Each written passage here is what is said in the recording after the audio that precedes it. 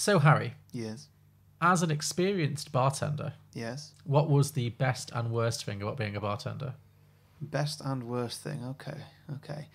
Best thing would probably be about once a week, sometimes more often, we would stay for lock-ins. Yeah, they which were good. Which would be really fun. You'd Yeah. get a lot of booze, often free if you were doing a line clean. It'd be a right good night. The worst thing, which is the other side of that coin, is when your dickhead friends would like to get in on that lock-in and would just sort of come sort of in the middle of your shift and then just come and sort of hang around and wait for that lock-in to happen, even though it might not happen, and you don't really want to talk to that person, but you don't have a choice because you've got to work behind the bar because that's your job. So... I was invited. Yeah. I was always invited. You are not always invited. You take that back. I was always implicitly invited. How dare you? See, that's the thing. People always thought they were invited and they were that entitled. Fine. Anyway, on with the show. Some films look fine just the way they are. Other films sometimes take it way too far. But really, how bad could it get? Let's go beyond the box set.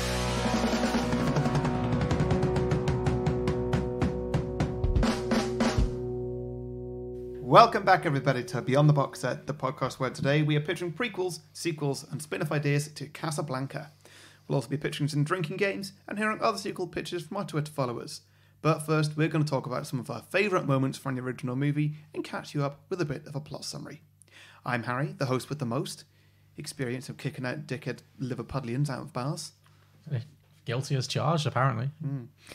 I'm joined today by Martin, the guest with the best taste in super old movies. And joining me as always... Feels like a dig. I've just picked 4 in a row for you. But... And joining me as always, the host with the most Nazi qualities, Sean Lucas.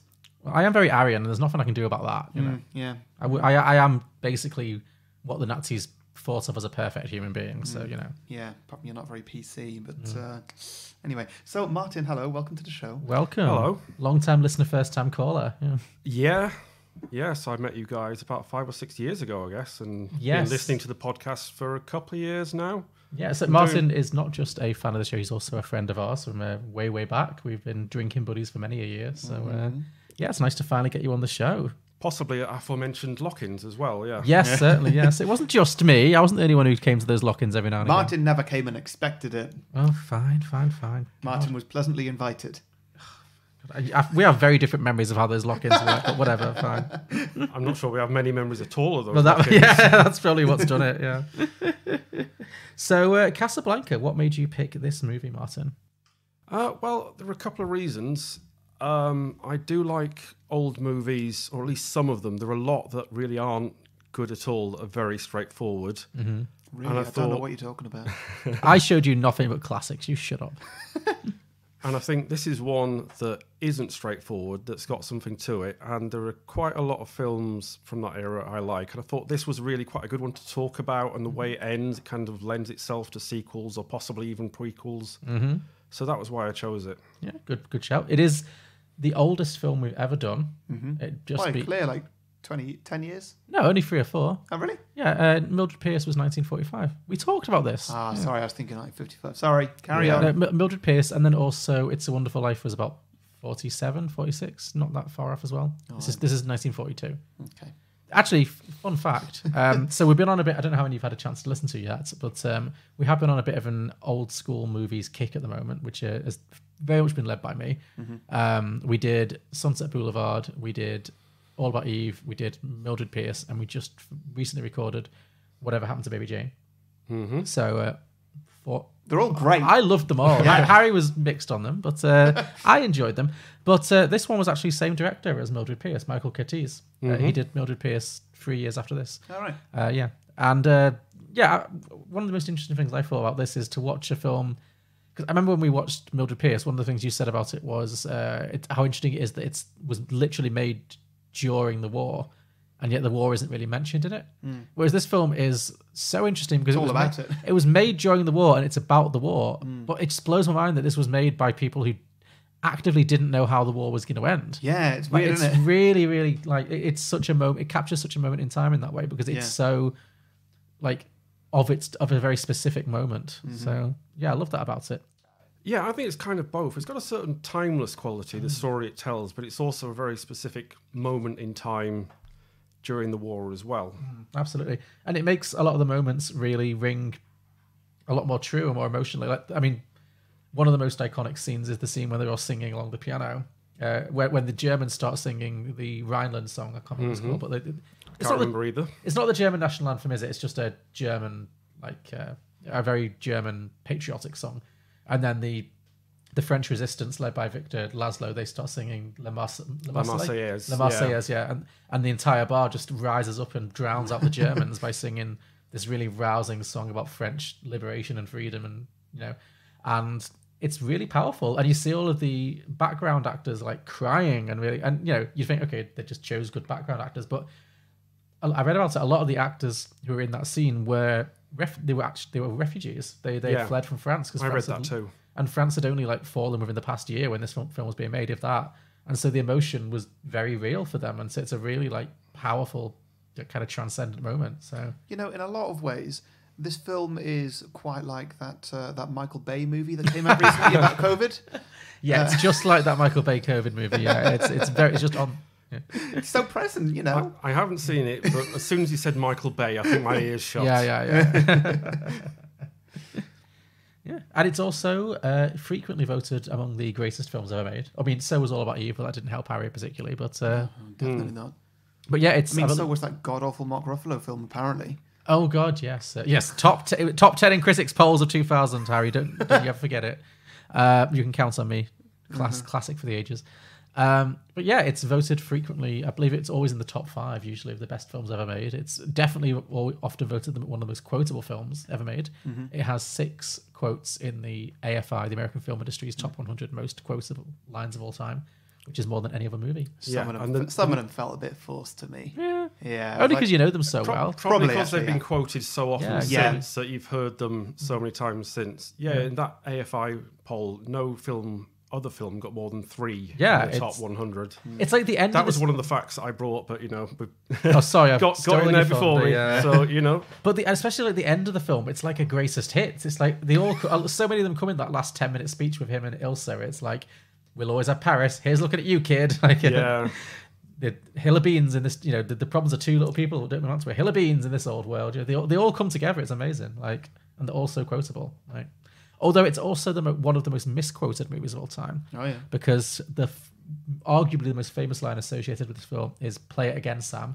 Yeah. No one says it. No one ever says "Play it again, Sam." It's up there with the sort of Star Wars quote, isn't it? Luke, I am your father. Luke, I am your father. Or I'm ready for my close-up, Mr. DeMille. Like, it's not quite said the way. The closest is when she says, "Play it for me, Sam." She never says "play." Sam. She never says "Play it again, Sam." That's a misquote that is often attributed to the film. So, yeah. Play it once, Sam. For all time's sake. I don't know what you mean, Miss Elsa. Play it, Sam. Play as time goes by. So yeah, I enjoyed it. I thought actually my first time watching it. I'd never seen it before. Really? Obviously, yeah. I mean, obviously, kind of know it by osmosis. It gets, not only the quotes are so famous, but it gets parodied so much. So much of stuff has been taken from it, and inspired by it. So you kind of feel like you've seen it without having seen it. But actually, yeah, I thought it really held up. I thought it was really entertaining. I feel like the dramatic tension builds really nicely, whereas the stakes are so well established by the end. It takes a while to kind of bed in, and you're like, well, who's who? Who's French? Who's German?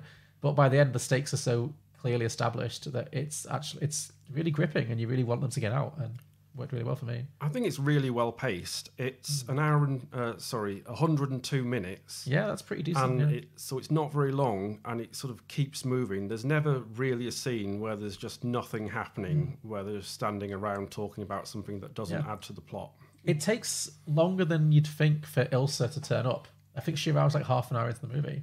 Because I obviously I don't know either of these actors because I've not watched many films from this era at all. I've not seen this before either. And so, yeah, I was really wondering, like, okay, so is this one of the main characters? Is this Ingrid Bergman? Is this Ingrid Bergman? Who is she? I mean, it's pretty obvious when she walks in. But Yeah, but, like, because it's so late, it's like, when's the second build character going to come in? Sure. Yeah. I mean, you've been very vocal about not having the best time with our black and white season. How did this one kind of stack up for you compared to the other ones? Oh, it's all right. All right, yeah, just all right. That's my review. That's you. I'll take that. Short I podcast. was sort of more interested in how you might react to this. Yeah. Where would you put it? So we've got in order of when we watched them, we've had Sunset Boulevard, we've had All About Eve, Mildred Pierce, Baby Jane. This. Where would you stick it in that kind of top 5? Okay, well, Baby Jane on top. Baby Jane's number 1. Yeah. Cool. I think probably this one. This one's second. Yeah. Mm-hmm. Casablanca's number And then 2. Sunset Boulevard third. Yeah, Sunset Boulevard for third, and All About Eve like 10th. 10th. God, wow. Burn on All About Eve. Right. Well, I'm glad you enjoyed this one at least. Yeah. Yeah, I think. I mean, it's hard for me because Sunset Boulevard, Baby Jane, and All About Eve and Mildred Pierce are like camp classics, and this is just like a really good movie. So, but I think it deserves its status as a classic for sure. Did you know they've never remade this movie? Obviously, there's been attempts over the years to kind of sequelize it or remake it. It's never really got off the ground. I'm just thinking. I mean, I know we'll get to it, but like of all movies to write a sequel to, Yeah. because like we say, it's just such a moment in time. Like the Yeah. appropriate time to make a sequel to this is never. Yeah, but it's open to it does have an open-ended. Yeah. So, there's stuff you can do, but I know what you mean. It's like it's so perfectly was. But they did try to remake it. There was an effort in the early 2000s. Madonna wanted to remake it. She wanted to remake it with Ashton Kutcher. Oh, that's perfect. Really? Yeah, perfectly terrible. But like, Perfect. So I don't understand what she would have wanted that to be. Because would it have been like because is she older than him? by far, Like considerably. that's only because Humphrey Bogart is 44 when he makes this. So And she's like 27. she's like 22 or something. something. Yeah, she's quite young. Like there's a clear age gap, and he looks older. Yeah. Like because even at the time, apparently people were unsure because he wasn't really what you'd call a romantic lead. He's quite distinctive looking. He's not really what you'd call traditionally handsome. Yeah. But the age gap is kind of part of it. Whereas so was Madonna hoping to be Humphrey Bogart?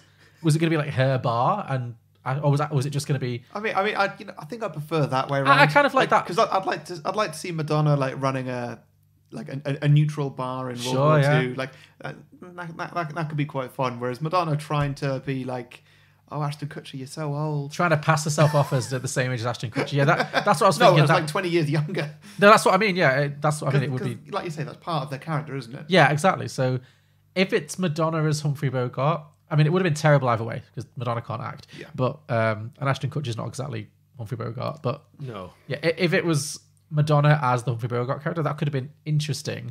But yeah, if it was the other way around and Madonna was just gonna try and kid herself that she could play the Ilsa role, that's that could have been. It could have been like a burlesque, like a camp classic, But If they call it something other than Casablanca and made Sure, it yeah. clear there was no link with that film, yeah. it could be a brilliant, terrible film. Yeah. Which is another one of the genres I like. Is, Oh, sure, yeah. I mean, we do a lot of them on It's this terrible podcast. films. So, so we dodged that bullet. The world dodged the Madonna Ashton Kutcher Casablanca bullet. Casablanca, yeah. Casha Kutcher, who knows? Yeah. But yeah, so I guess we'll hand over to you, Martin. Do you want to do a very quick plot summary for us? Oh, I mean, if you're not prepared, that we can do it together. If you've not really got that prepared, like. You can it's always not quite what I prepared. you can always I sort just of say- thought you might be doing it, and I'd sort of chip a bit in. Would you rather do but- that? Yeah, I was going to say you can always get away with saying like, "Oh, John, you do it so well, though." That's been Harry's excuse for like 5 years. So. I will say I watched it yesterday, and I watched it sort of more attentively than I normally would, and that was probably the most. I think that's the 4th time I've seen it. I think that's the most I've enjoyed it. Okay. The one thing I will say is it starts with a big old exposition dump. Oh, it surely does. Yeah.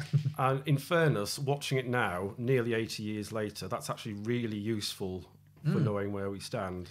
Yeah, the voiceover at the start really sets the scene for World War II, and you're right, because at the time, probably the audiences at the time were like, yeah, we know this. Like, but now it's good to, it really sets out the stakes. So, And it's in Morocco as well, which I think... not the most well-known corner of the world. Yeah, exactly. Yeah, So. which I also think really adds to the film's charm and makes it like... Because there's so many films that era that are set in New York or Hollywood. Yeah. So to go to Africa instead of not, like England, like a couple of them were, but to go to Africa, I think really adds something and makes it more memorable. Yeah, no, I love the flavour. I mean, they actually filmed it on a studio lot in LA or something. It's not actually set, but I'm not surprised. Yeah, but I like that kind of multicultural kind of, especially for an older film, it's normally everyone's kind of just like waspy.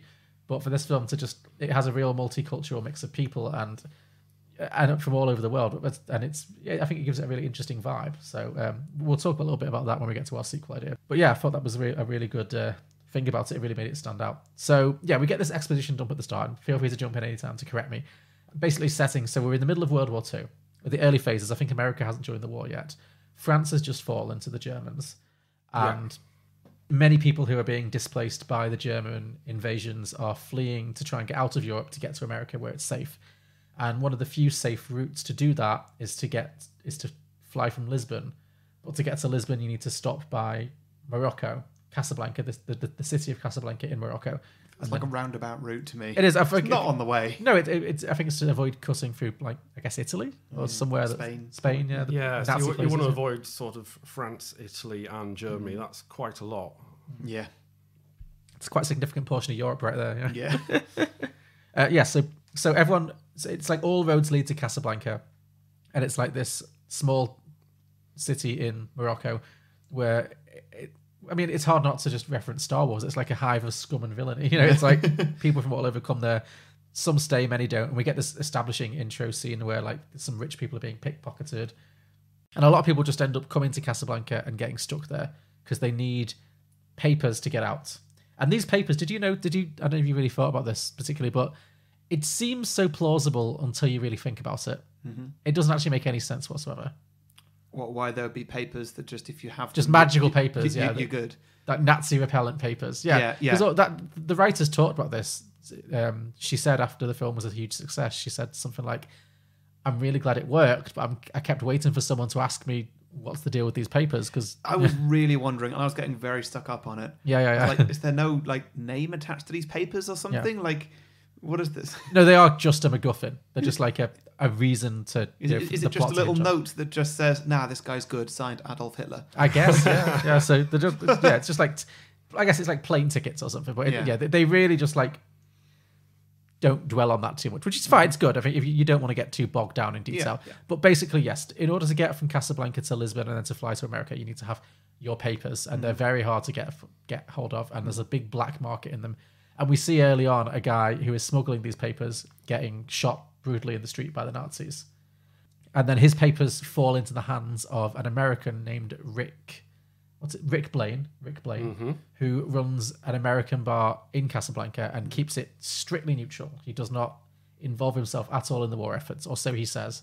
Rick Blaine is the name of an amazing action hero. It does sound a little bit like, or like a wrestler, like a mid-tier wrestler from the early noughties, but... I mean, he's only really known as Rick or Richard from her. She calls him Richard, but so Rick, he's lived in Casablanca for some time, and he runs this bar, and everyone hangs out at this bar. It's like the place to be in Casablanca, and it's kind of established that he doesn't do anyone any favors. He's completely neutral. He's kind of just not quite playing both sides off against each other, but just kind of trying to stay out of it and look out for number one a little bit. Because the guy who gets shot ends up asking him for sanctuary, and he turns him down, and he ends up getting killed. So. Yeah, I think it's called Ugarte. Played by Peter Law. Yeah, he was like a classic horror movie star, wasn't he? So at the time, so he's very much neutral. And Casablanca is occupied. It's occupied by the French, right? But the Germans. Yeah. This was confusing to me at first. I had to read up on it. Yeah, so it was a French territory till the mid 1950s. But they couldn't control it while they themselves were invaded. Yeah. So I believe it didn't have a big Nazi presence there. So it wasn't really Nazi controlled, but it wasn't really French controlled because they couldn't control the territory while they were themselves invaded. Yeah. Because it took me a while to figure out, because there's actors who are very much playing Nazi Germans and who are kind of in control at this moment, or who are a presence in the city. But then there's also, you got Captain Renault, who is Claude Rains, a great actor. Yeah, I loved him in this. Yeah, he was one of my highlights of this film. Maybe one of the first truly like iconic like anti-hero kind of characters, like, you know, like not villains, but like, you know, morally ambiguous kind of characters, like morally ambiguous for both, you know, for the purposes of this. Yeah, film. absolutely. Yeah, I really liked his arc. He of the does film. get a little bit worse in points that haven't aged very well. Oh yeah, we'll get to the Bulgarian I'm lady. sure Yeah. we'll get to that. Yeah, yeah. But no, I think his arc is really interesting as the film goes along, especially at the very end when he does a good deed, obviously at the very end of the film. But so there's a lot of German presence in the Casablanca at the time, also a lot of French presence, and it's an uneasy balancing act where the French are trying not to piss off the Germans. They're trying to work together as much as possible because they know that the Germans have the upper hand at this point, so they don't want to end up, you know, getting themselves into a position where they're going to get arrested later down the line. And Rick is just really trying to like stay out of it and play it down the middle. But the French might be in control, but they're thinking not for long. Yeah, More yeah. Nazis are coming. It's just a question of when. Exactly, yes. So they don't want to make enemies who are going to potentially, you know, be dangerous to them later, which is what Captain Renault is all about. He's all about just trying to keep the peace and very morally ambiguous in that way.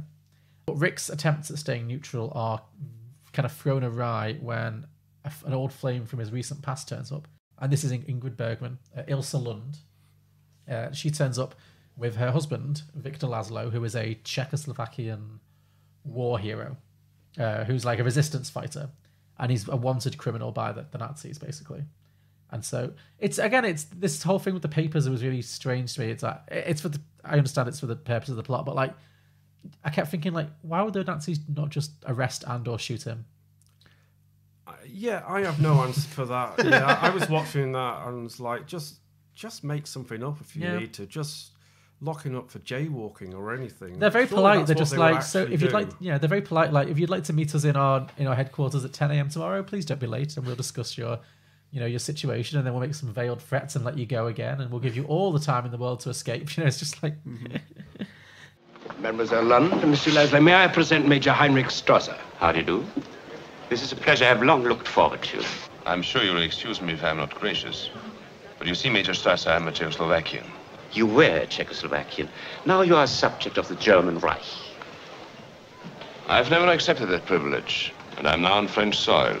I should like to discuss some matters arising from your presence on French soil. This is hardly the time or the place. Then we shall state another time and another place tomorrow at 10 in the prefect's office. Will, mademoiselle. Captain Renault, I'm under your authority.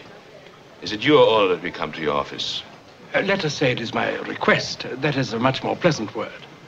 Very well. Mademoiselle? Mademoiselle.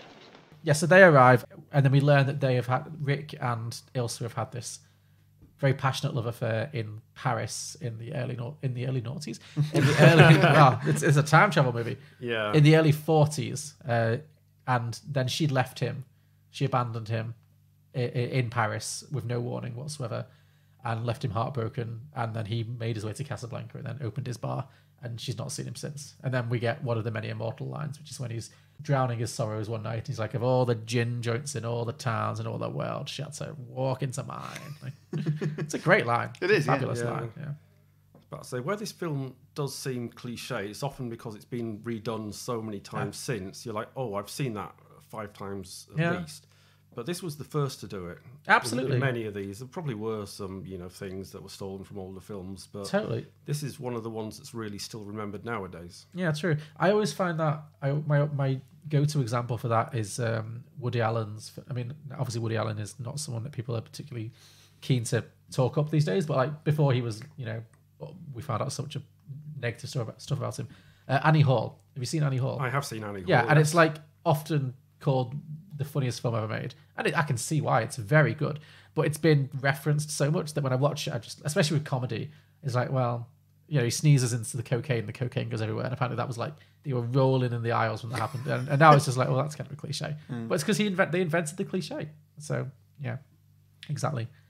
We also get the song, the first instance of the song, which is as time goes by. So Ilsa comes into the bar, and because Rick has a friend / employee, Sam, who's the piano player at the bar, and she asks him to play the song, play it again, and that song is As Time Goes By.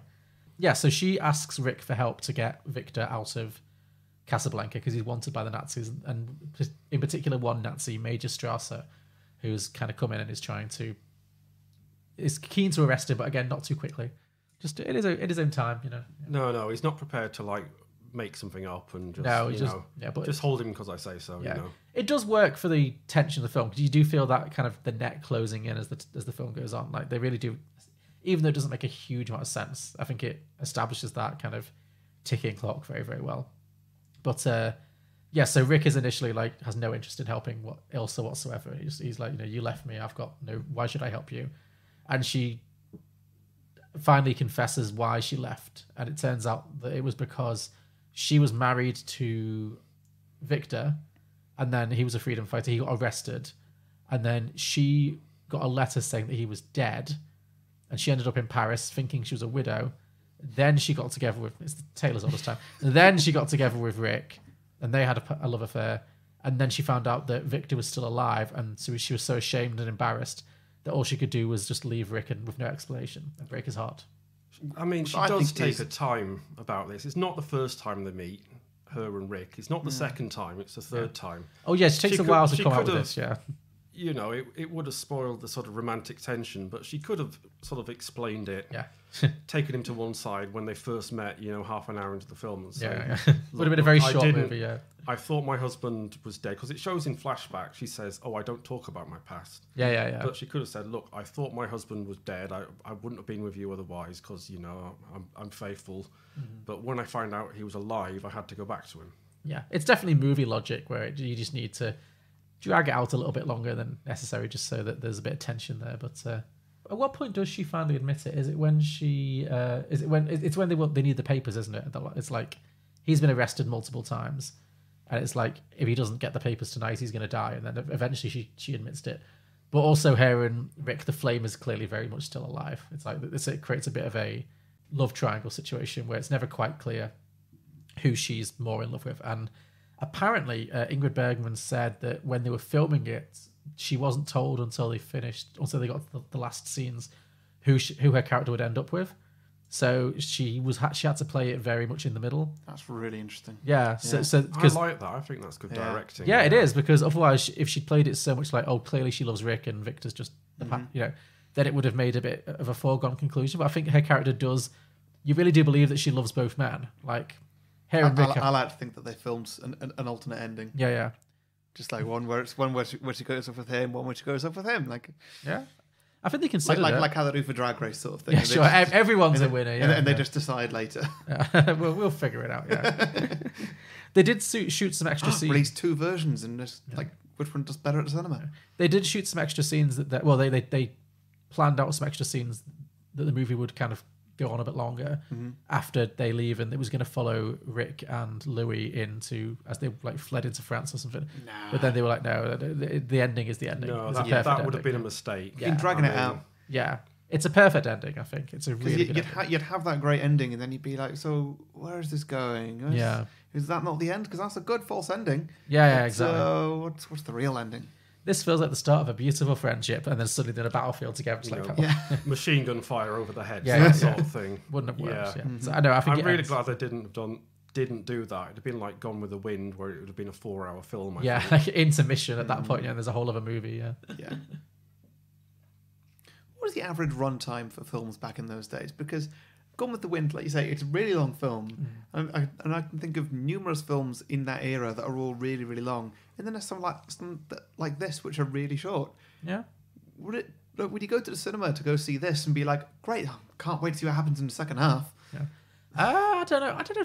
I think Gone with the Wind's more of an exception than a rule. There's not many of us that are like clear over 2 hours. I was thinking like Ben-Hur and stuff like that. Yeah, there's epics. Ben-Hur would be one. The 10 Commandments, the 1956 version. They could probably charge more money for like a double reeler or something. I don't know. But yeah, if it had an intermission, you'd pay twice as much, possibly. But no, I think there's just as many that would like fairly concise. It's just you get movies today that go over 3 hours. What's that?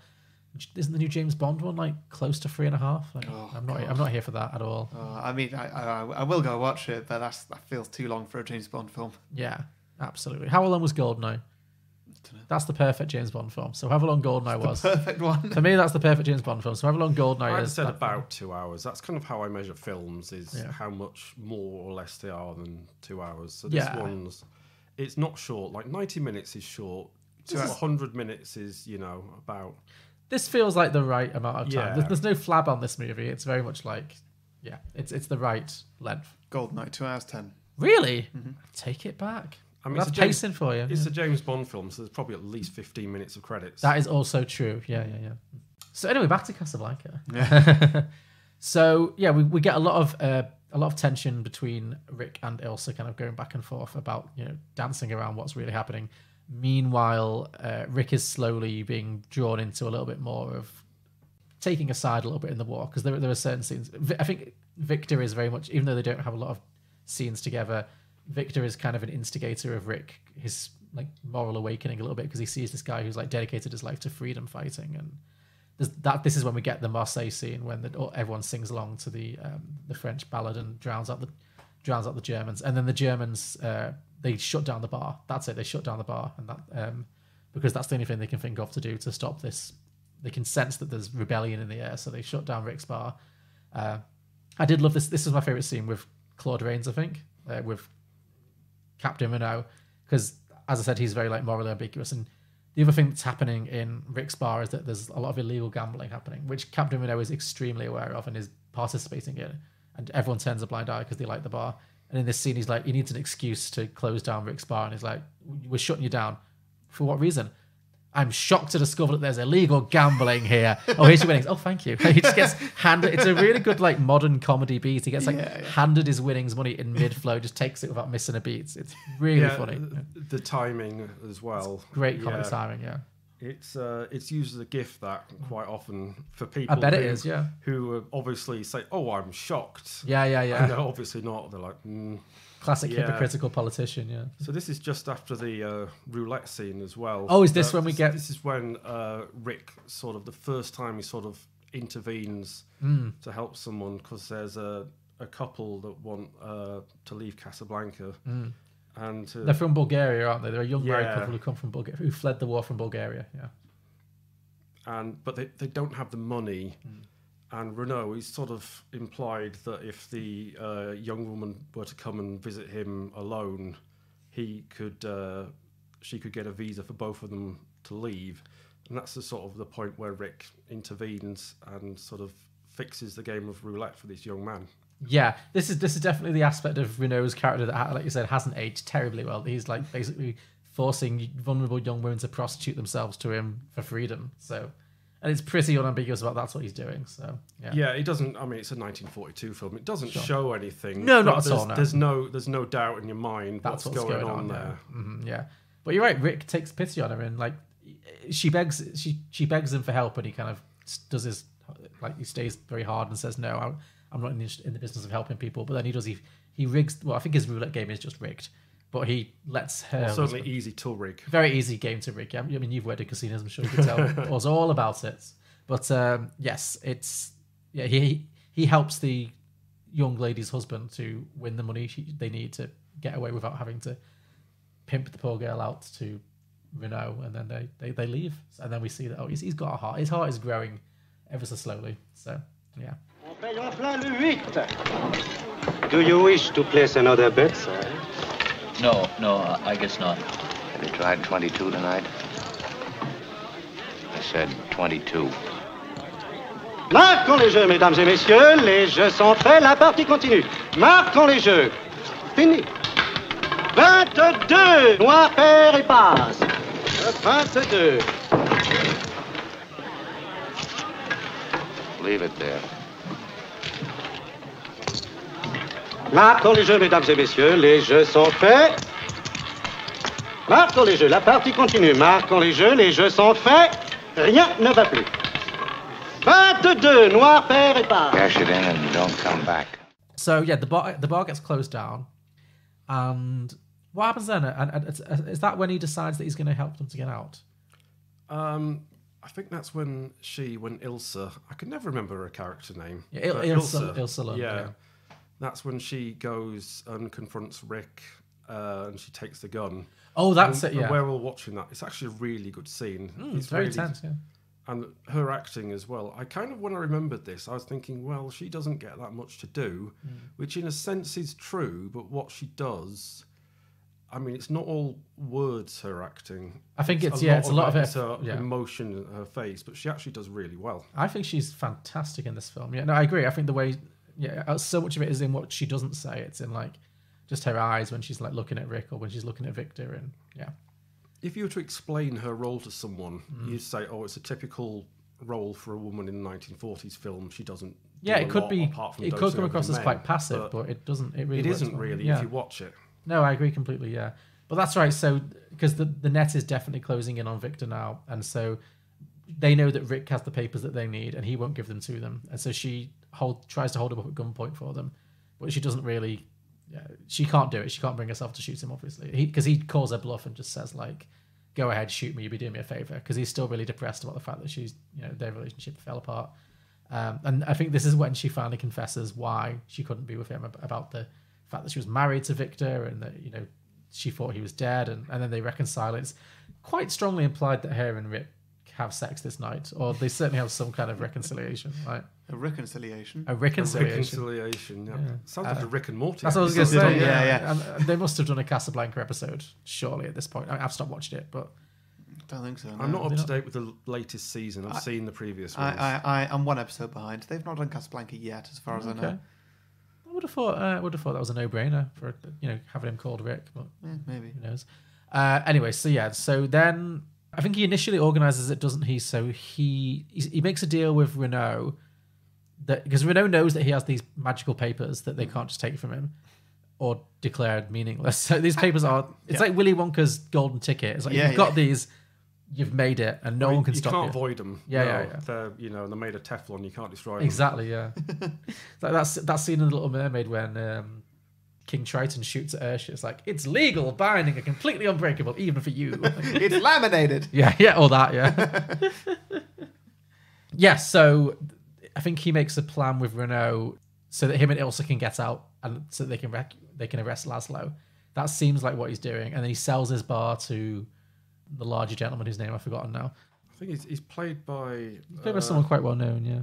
It's Ferrari. He's played by Sidney Greenstreet. That's it, yeah. He's to prove I actually did do my homework. You did. He's quite an interesting character. He's like the local kind of kingpin.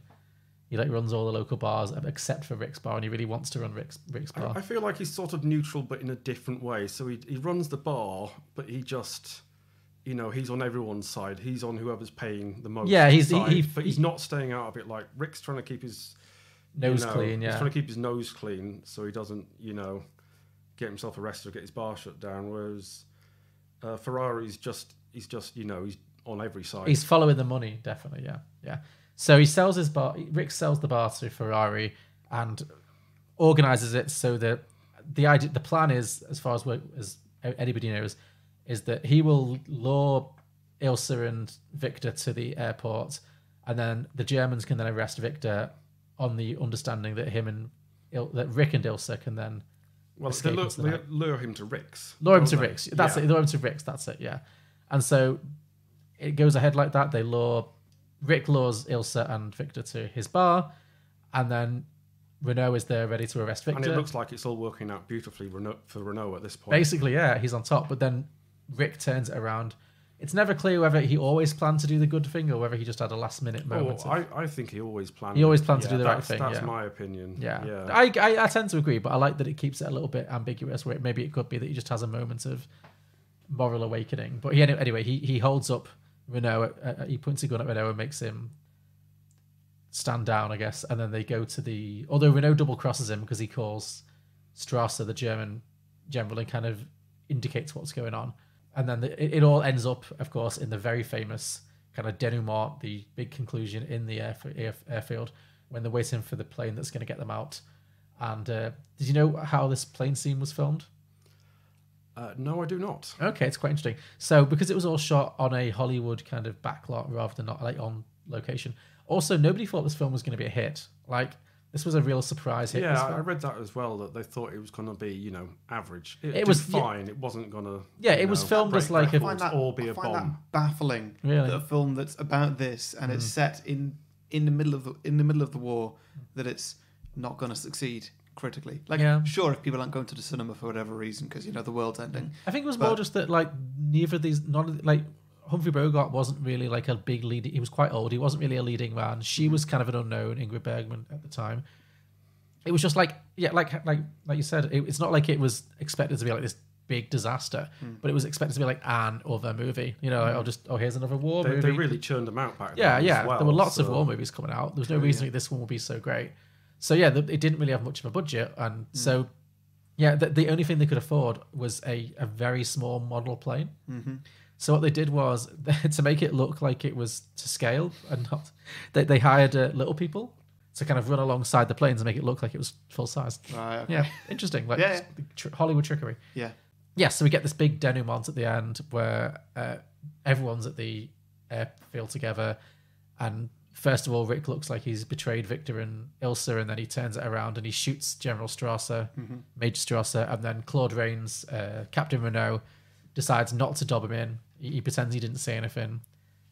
Rick and Ilsa have their big farewell speech, which is just quote after quote after quote after quote after quote. It's all of them. It's like I said before, it's here's looking at you, kid. It's the problems of free people don't amount to a hill of beans in this old world. It's, you know, maybe you're going to regret this. Maybe not today, maybe not tomorrow, but someday for the rest of your life. Like, it's all there. It's all there. It's an amazing. We will always have Paris. We'll always have Paris. It's all there. They have this amazing speech, and he talks her into realizing that even though she's in love with Rick, it's implied.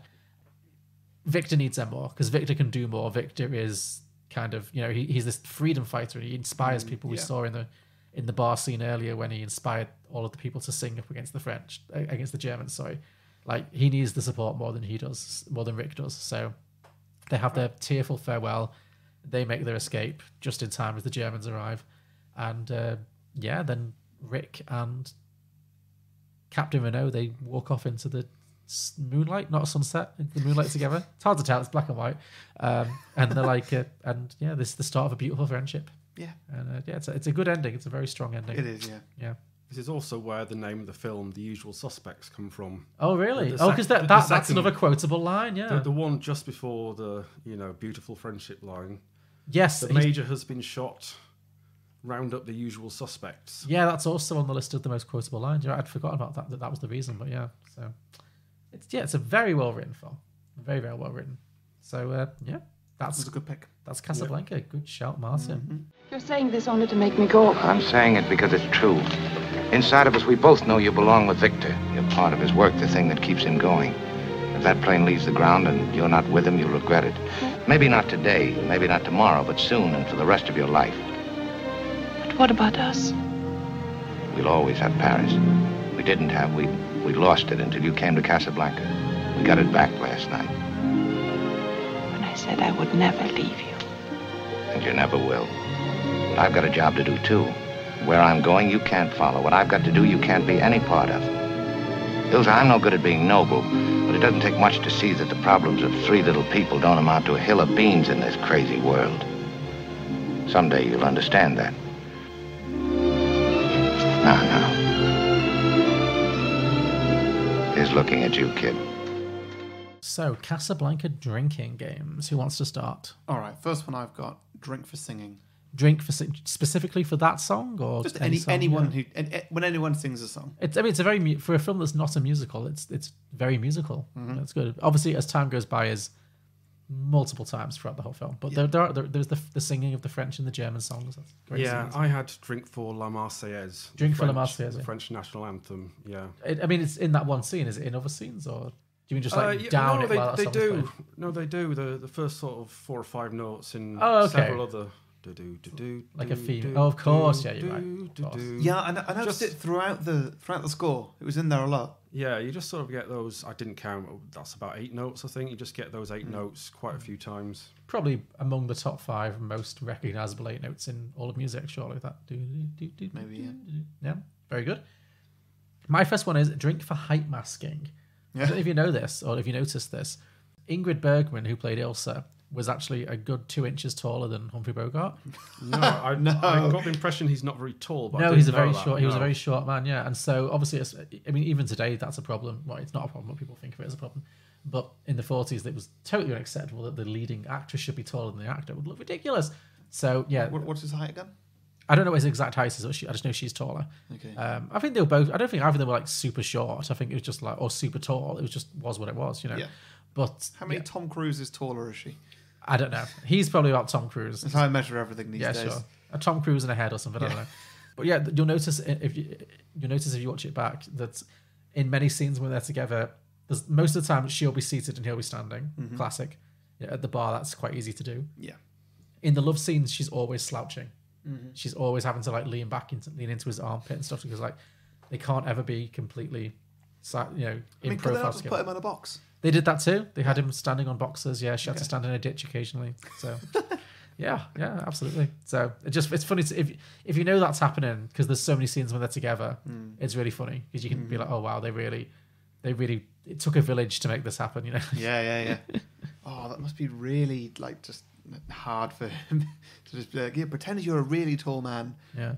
But also, I think it must be weird for the women. Like I've heard like actresses today talk because this still goes on.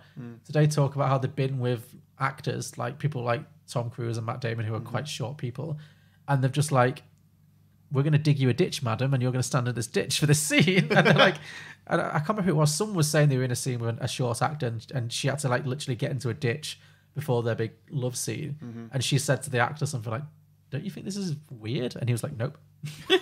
Everyone does this to me. Yeah, exactly. Like for him, it's like, it's hilarious how that still goes on. But what do you say down there, dear? Yeah. So definitely drink for obvious height masking. Yeah, that's my long drinking game. Yeah. Drink for dry and cynical humour. Oh, good one. Yeah.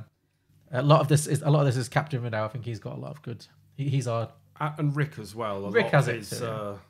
It's something Humphrey Bogart was known for. Yes, he had a very bone dry way. Yeah, I like the line when there's a guy. I think the guy who gets shot quite early on says, "You despise me, don't you?" And he's like, "If I ever thought of you, maybe I would." That's cold. That is ice cold. That like, I don't even think about you enough to dislike you. Like, it's a great response. That is a good one. You're going to use that, aren't you? Yeah. Okay, next one I've got is drink whenever sex between two of the characters could conceivably have happened right after a scene. Heavily implied sex scene. Yeah, definitely. Because it's the 1940s. They're not going to show it, but certainly very much implied in this movie. Yeah, I agree. Drink every time somebody mentions the war. Oh yeah. Yeah, thinking like Fawlty Towers here. Don't mention the war. That wouldn't play in this movie. It's a theme that comes up quite a lot, of course. So, yeah. It's one that's kind of been touched on, but drink for piano playing. Oh yes, that kind of ties in with music, didn't it? Yeah. Did you know another fascinating fact about this film that the guy who played Sam actually could not play the piano to save his life? So actually, if you watch it back with that note, it's also very bad fake piano playing. It's really obvious fakey piano playing. I did notice at one point that he was definitely like putting one hand up and one hand down. Yeah, like, it's really, it's very like, it's not like finger. It's like, bash. It's great. He was a talented, he is singing, and he was a talented jazz drummer, but he just wasn't the pianist. That's it. I did read that. Drummer. That's it.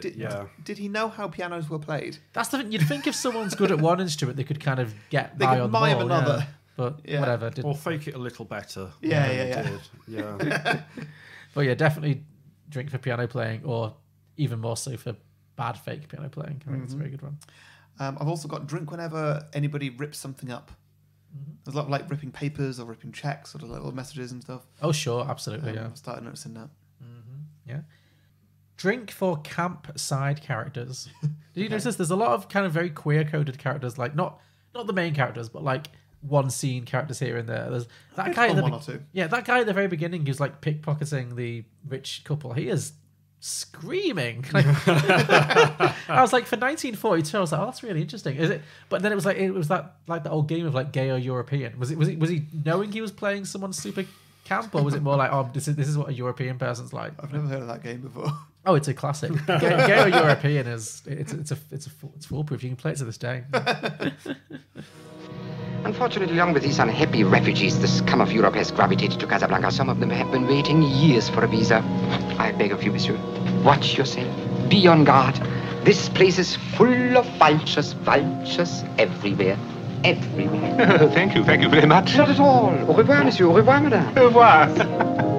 Amusing little fellow.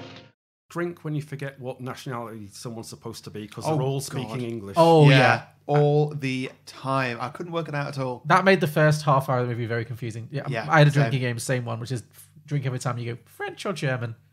French or German, what is this accent? Yeah, but it was hard to kind of parse what they were all supposed to be. It makes sense at the end. But and before I kind of got what was going on and like what scene they were setting, I was like, wait, which side of the war does this film fall on? Like, who are we rooting for here?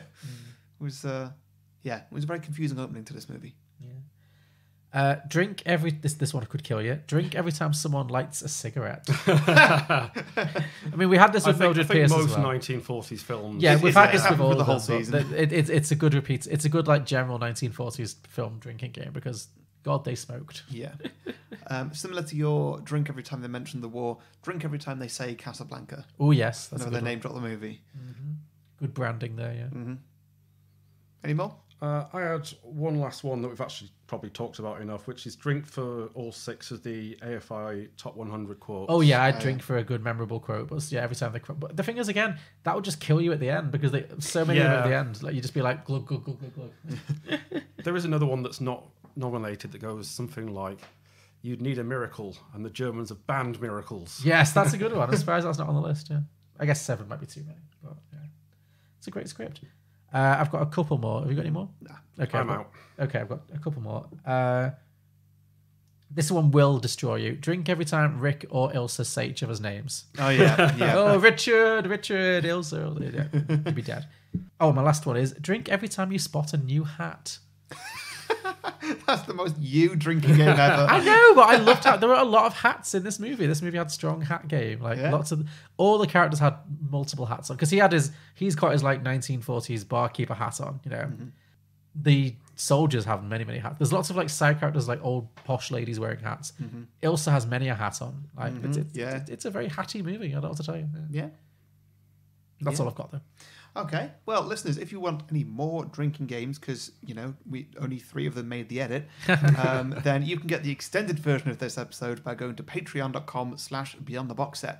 There, if you support John for as much or as little as you think we're worth. Just me? Oh, yeah. You're not taking it? That's fine. I didn't realise you weren't taking a cut anymore. Yeah. Well, maybe I'm not worth it. Yeah. You only pay by the word, so... A pittance, really. Anyway, yes, you can support both me and John for as much or as little as you think that we are worth. And there you get a bonus show where we review recent releases. You also get, like I say, the extended version of the main episode. You can have a 30-second advert slot right here on the main show. And every now and then, this week is a great example. We do Patreon episodes. You get a guest on, yes. Where we get a Patreon supporter, such as yourself, Martin, to come and pick a film for us. You don't have to guest if you don't want to, but... You can, and you're very welcome to. So all that is available at patreon.com/beyondtheboxset. Indeed. Let's see, Alex. What do you think of Jaws, which is at 97% Rotten Tomatoes? I find it to be anti-shark propaganda. What do you feel about the Entourage movie, which is at a meager 33%? I think they finally got Hollywood right. How about It Follows, 97%? Worse than your parents giving you the sex is evil talk. How do you feel about Juno, which is at 94%? That would be a movie that celebrates a teenage homewrecker. How about Bewitched at 25%? Best television adaptation ever put to film. How do you feel about American Hustle at a towering 93%? Overwrought awards bait. Righteous Kill, 19%. The movie that Michael Mann wishes he had made when he created Heat. Sounds about right. I'm Julio. I'm Alex, and we are the Contrarians. As you can tell, our thing is that we rage against the Rotten Tomatoes machine. Regardless of what we really feel. Find us on Apple Podcasts, SoundCloud, Stitcher, TuneIn, Facebook, Twitter, we're everywhere.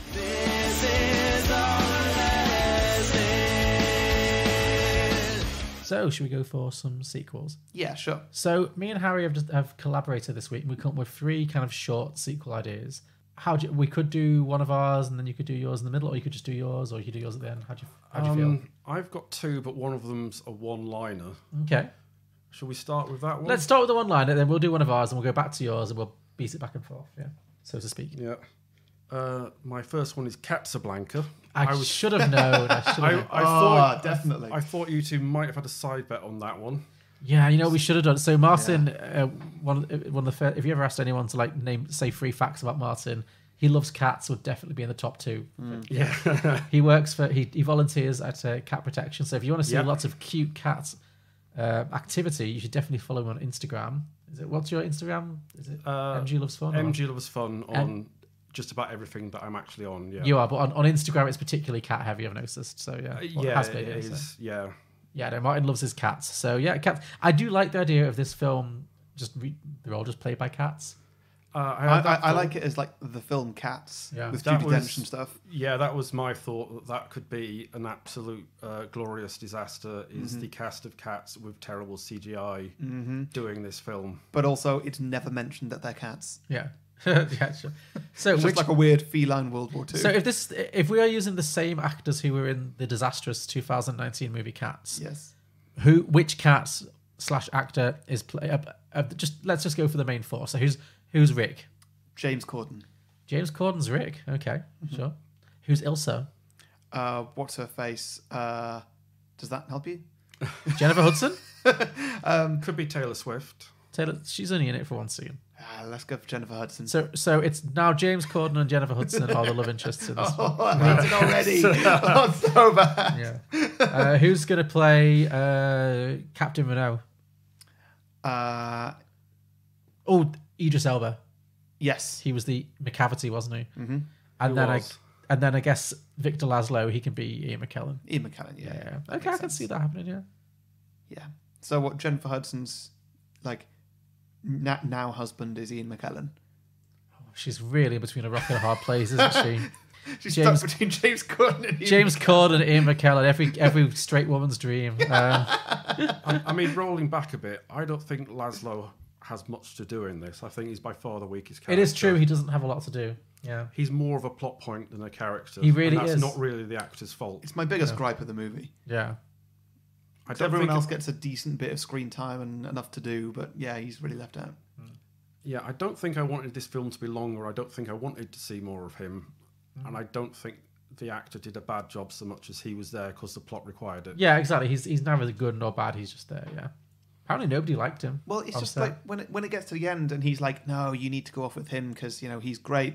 Like, well, was he? Yeah. It'd be better if him and Rick were really evenly matched in terms of screen time and it would have been good charisma, if they'd have kind of had a rivalry. Yeah. And just, a bit more. And he'd proven himself in some form as opposed to just, we hear these we hear he's the nice guy. He's done. Yeah, I agree. Yeah. I take it back. This movie's shit. It doesn't work at all. But yeah, for sure. So Casablanca, I love that. Yeah. I guess since you've done your first one was your riff on popular culture with cats, should we do our Star Wars one? Well, that gives it away. Well, I mean, I'm just saying that's basically what the theme of this one is. So what was it called again? Oh, this was Play Us Again, Han. Or Han, yeah. So it really struck me watching this movie, and I'm sure it's not coincidental. There's a real similarity I feel to the first Star Wars movie, specifically the scenes in Tatooine. How well do you know the Star Wars movies? I mean, I've seen them all apart from the most recent one. So you know the first one, right? Yeah, I've seen the first one. Yeah, that's now called A New Hope. Yeah, so you that many times. Yeah. Well, there you go. So you know what we're talking about. So you know the Mos Eisley Cantina. Yes. Which is where Luke and Obi-Wan first meet Han Solo. I feel like that, and I don't know if that's a deliberate inspiration of George Lucas's. This I wouldn't be surprised, but that kind of felt like Casablanca. It's like there's a war on, and there's two kind of there's the Empire and then Rebel Alliance. There's the Allies and the Axis, and Tatooine and Mos Eisley was always very neutral. It seemed in Star Wars. And it was just this kind of melting pot of all these different characters hanging out who had no particular political allegiance. Some of them were quite shady characters. And I just felt like that could be an interesting way of reinventing the film. Maybe as because they love to do a Star Wars spin-off series now. So we were thinking that what if it was what if Rick was Han Solo? He has a Han Solo-y kind of vibe. He's trying to be neutral, but then there's a bit of a love triangle with this mysterious woman and also kind of a clean-cut guy as Luke. Obviously, in Casablanca, Victor and Ilsa are not brother and sister, so that helps. But yeah, for this one, we just thought we'd cast it. So yes, obviously Rick is Han Solo. That goes without saying. Ilsa is clearly Princess Leia. Yeah, that goes without saying. Victor is Luke. We figured that Major Strasser, the German guy, he's got to be Darth Vader. What I like about that is that makes Major Strasser, well, Isla and Victor's dad. Does that add a little extra to the plot at all? A lot of question marks, I think. Yeah. So like they're not just escaping the Nazis; they're escaping like an evil family.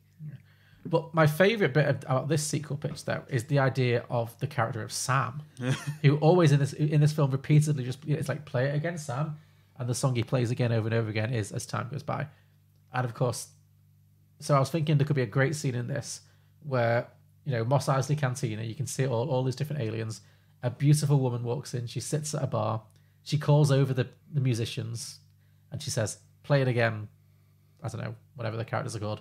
You know the one. Oh, we don't play that anymore, Miss Ilsa. Play it again. Play it again. Well, if you insist. Like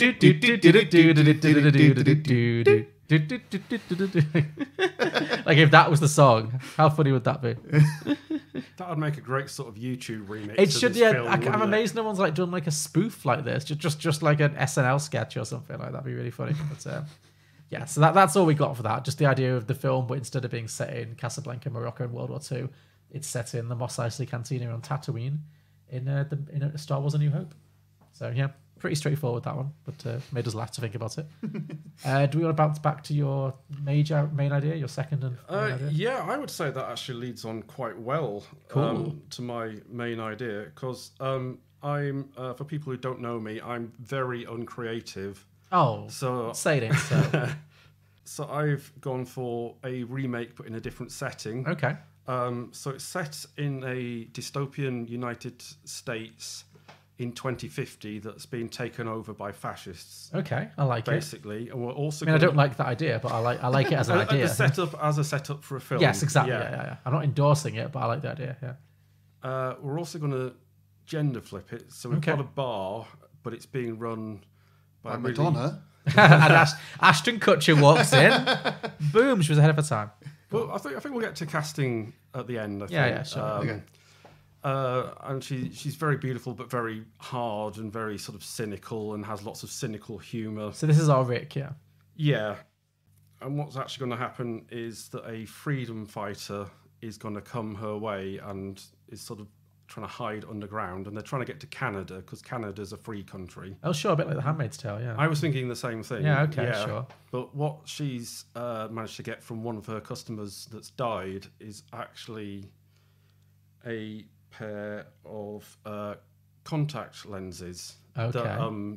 Because the way people get ID'd is your eyes get scanned, but she's managed to get hold of 2 pairs of undetectable contact lenses that can beat the scanners, basically. Nice. Okay, yeah. But this freedom fighter comes in, and a female freedom fighter who's with her partner, who's her ex. So is this all female? Is it like a lesbian kind of thing? Or? No, it's a male. Her ex is a man. Right, so the man is Ilsa, gender flipped. Yeah, but is married to a new woman those who's a freedom fighter. Those 3 characters are all gender flipped. I see. Okay, I get you. Okay. And she's like, nope, don't want to see you. Get out. Yeah. Not going to help you. Don't care who you're with. Don't care who they're. For all the bars you could walk into. Yeah, of all the lesbian bars in all America, you had to walk into mine. But eventually, the bar owner comes to realise the importance of this freedom fighter and getting them to safety. But it's more of an action movie as well, so they're actually they're trying to go underground and try and keep the nose clean, and they get found out and they have to fight their way to the border. Right. So we're going to have the Major Strasser character played by a man. They're going to have a big fight, a big melee before the end of the film, before our two heroes, our freedom fighter and her boyfriend, make it to the border and make it to Canada. Right, yeah. Okay, I like it. Does it remind you of anything, or?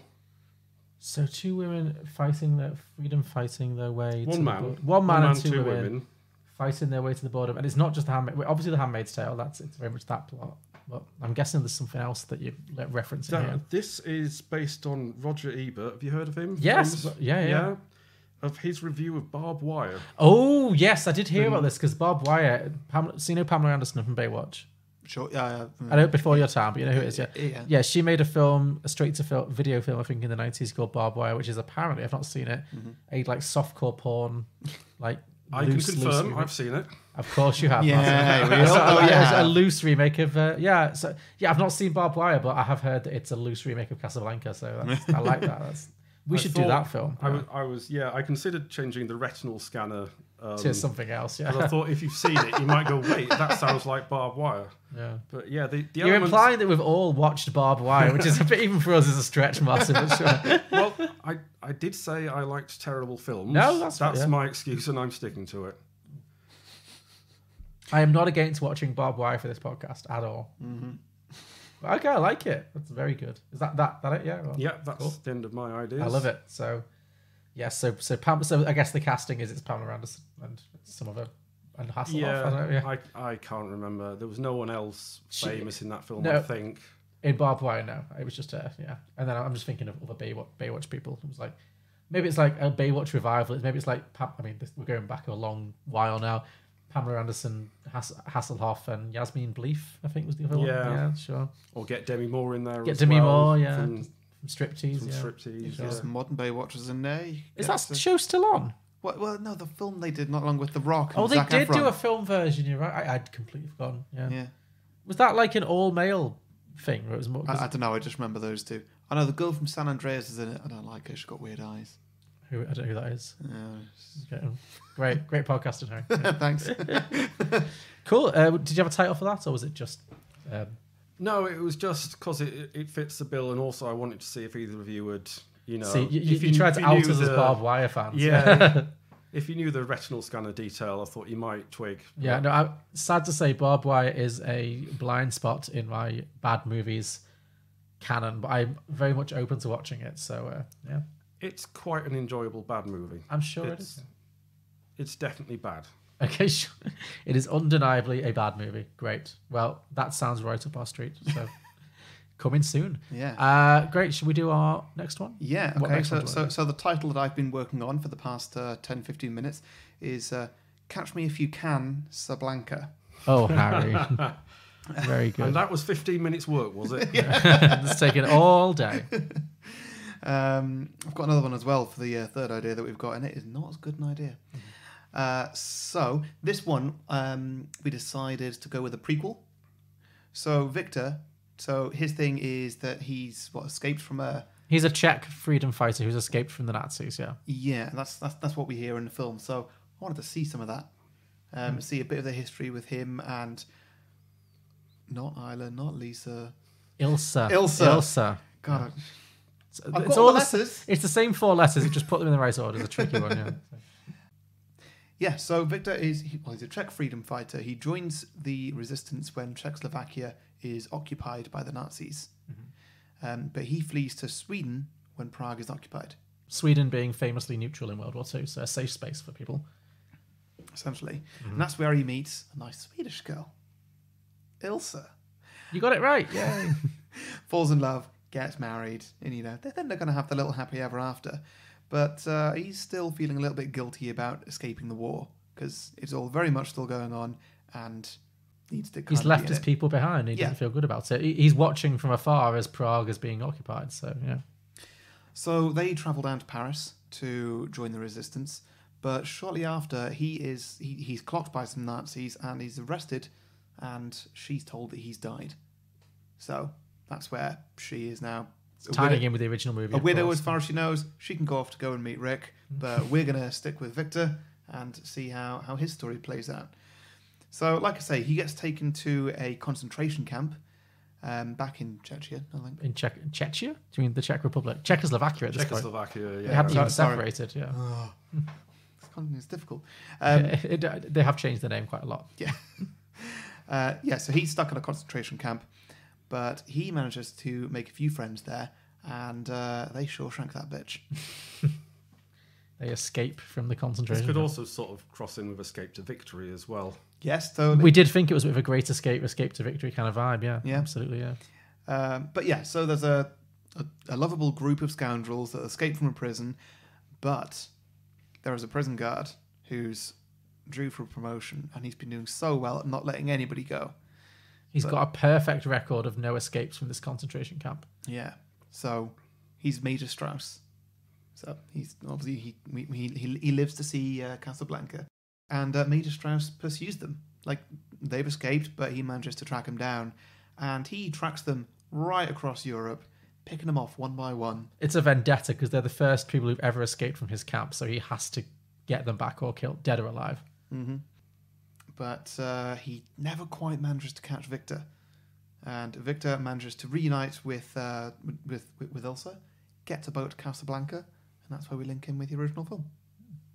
So it's giving Victor basically a full arc and his own kind of prequel. And Strasser as well. And we're giving Strasser more of a backstory because he's like literally pursued Victor across Europe, like desperate to get him back. Like, it really raises the stakes of those characters. Yeah, and so it gives a little bit more. So yeah, that's Catch Me If You Can, Casablanca. Who did you say we were going to get? We're thinking this would be a good one if they wanted to like make a modern take on Casablanca without just remaking Casablanca. You could just do a prequel kind of thing. Yeah, that's one of the things I thought when I chose this film, is it opens itself up for both, for prequels and for sequels. So who did you say was going to play Victor Laszlo in this iteration of this prequel? Oh, I completely forgot what we decided.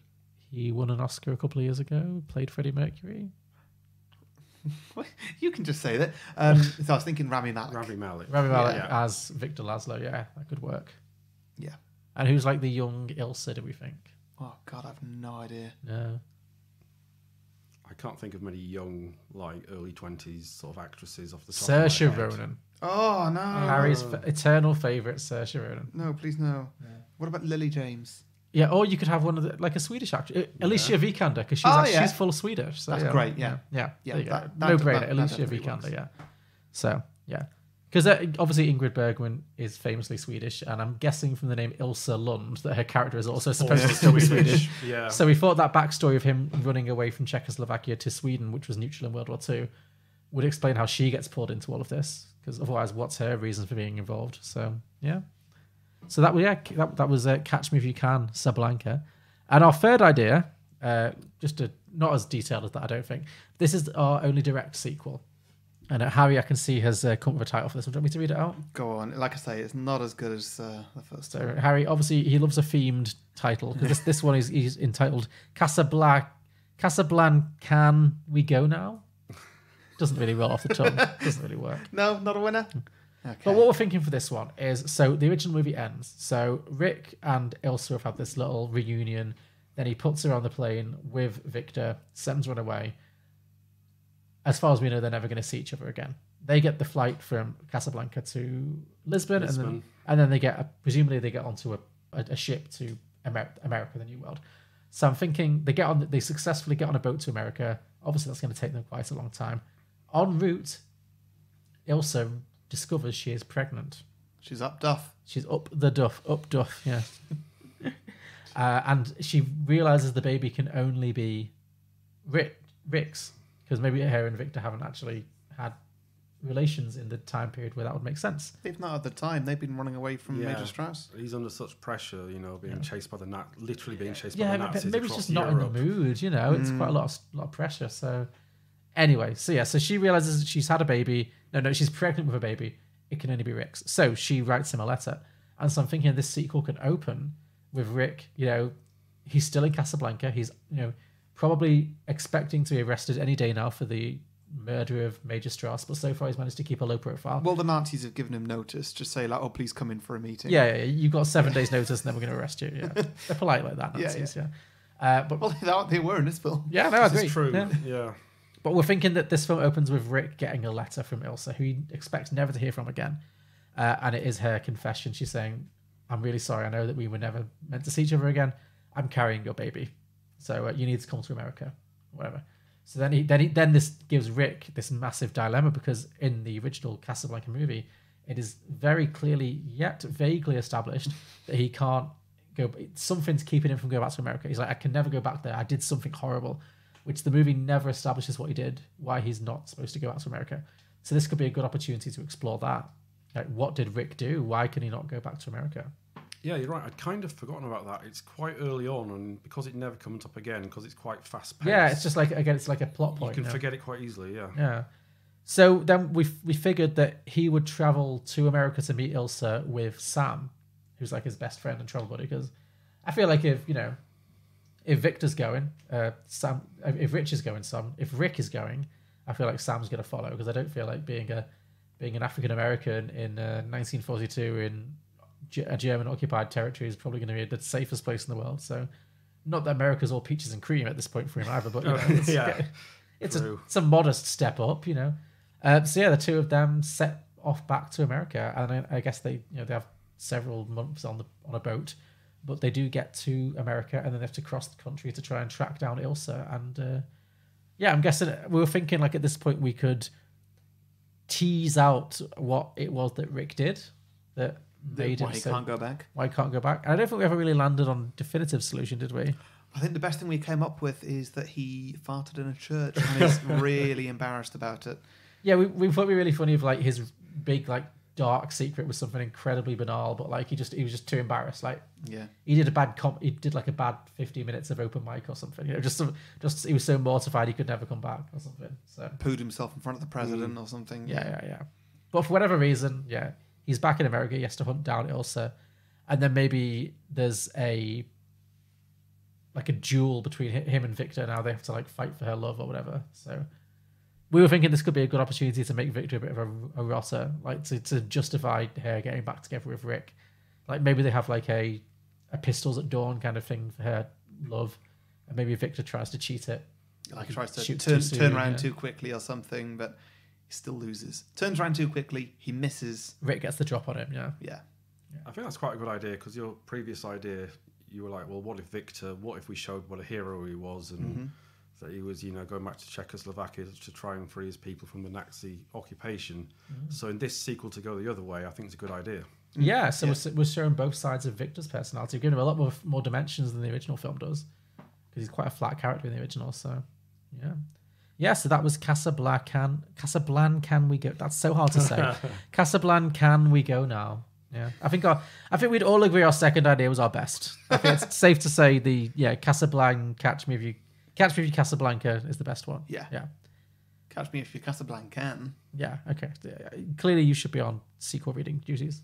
Yeah. I mean, I also did write the title for the bad one. So. You did, yeah. So, there's that. So cool, yeah. Those were our sequel ideas. Shall we move on quickly to listener submissions? Yeah. Fabulous. It's going to be weird not having MG Loves Fun writing in. I know, right? So there's a handful this week. Well, I'm normally about a day late. You still usually get on the air. So Will Buckingham said, I think you should do a split movie of Ingrid and the French dude doing their... I guess that means Victor Laszlo. I thought he was Czech, but whatever. Doing their thing, and Bogey and the amiable, absolutely morally terrible former police captain doing their thing.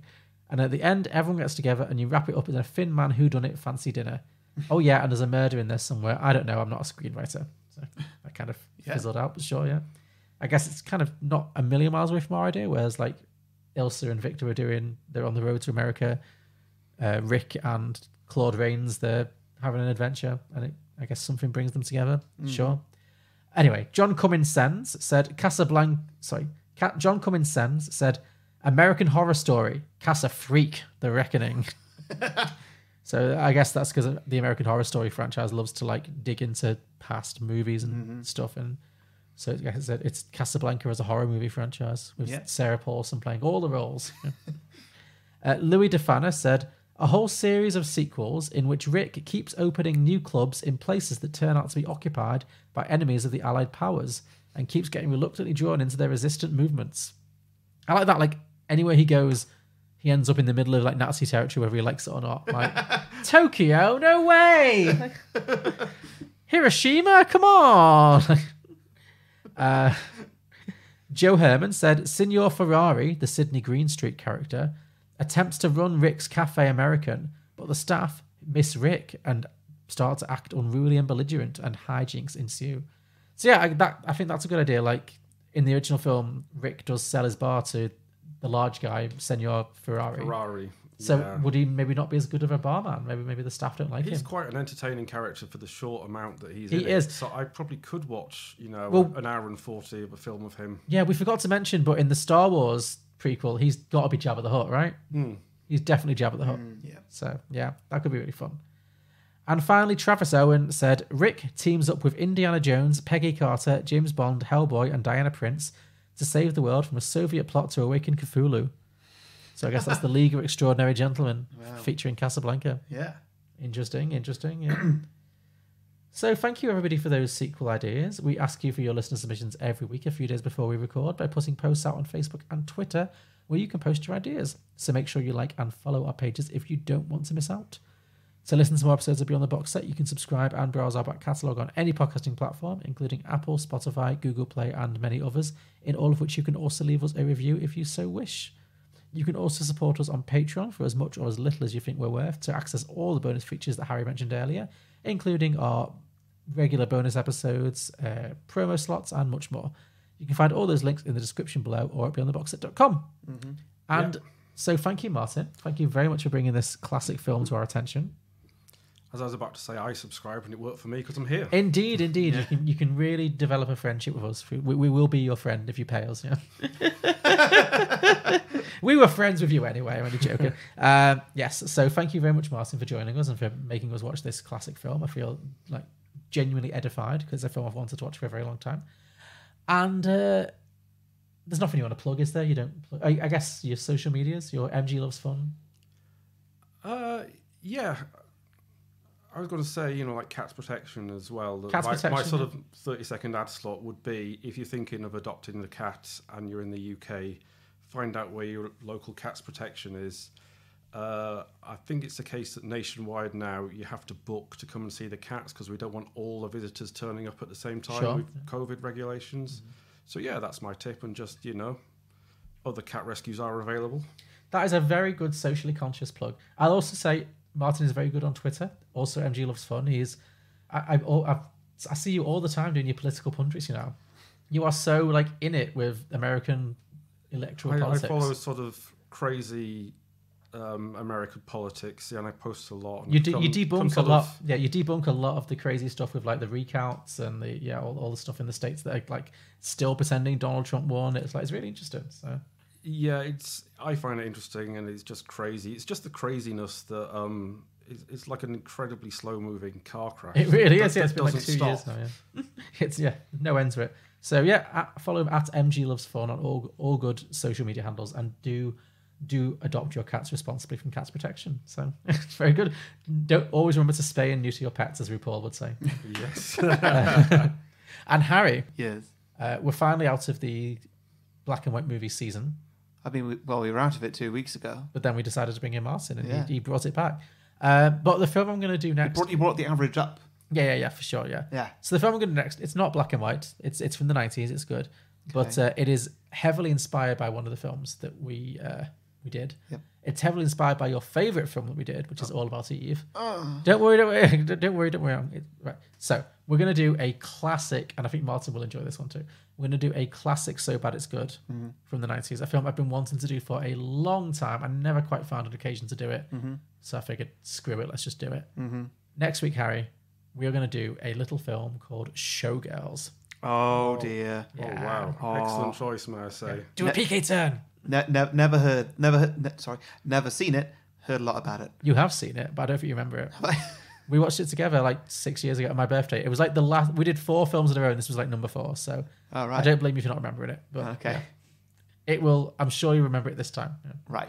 Cool. So listeners and Martin, join us next week for Showgirls. It's going to be a great time. Yeah. Right. So thanks for joining us, Martin. Thank you very much, Martin. Lovely to have you. Thank you, listeners, for listening, and see you next week for Showgirls. Bye. Say goodbye. Bye.